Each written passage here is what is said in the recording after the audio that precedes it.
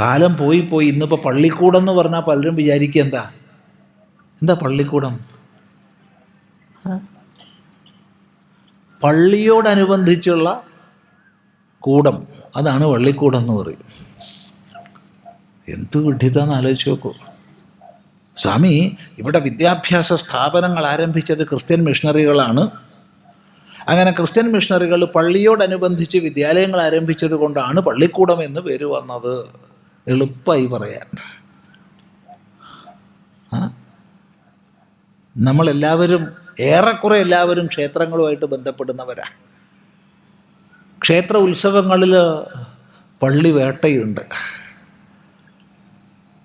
ക്ഷേത്രങ്ങളിൽ ദിവസവും ഭഗവാനെ പള്ളിക്കുറുപ്പ്, പള്ളിയുറക്കം, രാവിലെ പള്ളി ഉണർത്തൽ, ഇതൊക്കെ ഉണ്ട്. ഇതൊക്കെ കണ്ടിട്ടും കേട്ടിട്ടും ഇങ്ങനത്തെ വിഡ്ഢിത്തം പറഞ്ഞാൽ എന്താ ചെയ്യാം?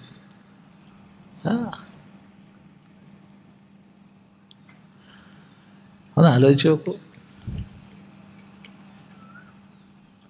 ഇനി അത് ക്രിസ്ത്യൻ പള്ളിയിൽ നിന്ന് ഇങ്ങോട്ട് വന്നതാണെന്ന് വിചാരിക്കുക. അങ്ങനെയാണെങ്കിൽ യൂറോപ്പിൽ ചർച്ചിന് എന്താ പേര് വേണ്ടത്? പള്ളി എന്നാ പേര് വേണ്ടേ?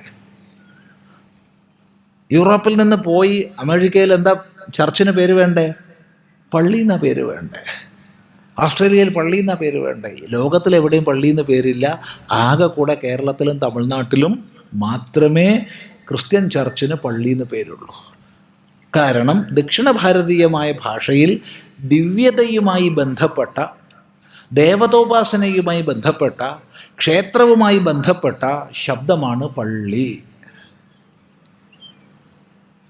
ചിന്തിക്കുക. നമ്മൾ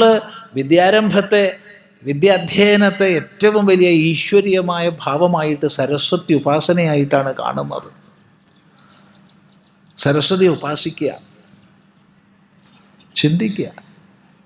അങ്ങനെ ഈ പള്ളിക്കൂടം എന്നുള്ള പേര് വന്നേ, അല്ലാണ്ട് പള്ളിയുടെ ഭാഗമായിട്ടല്ല.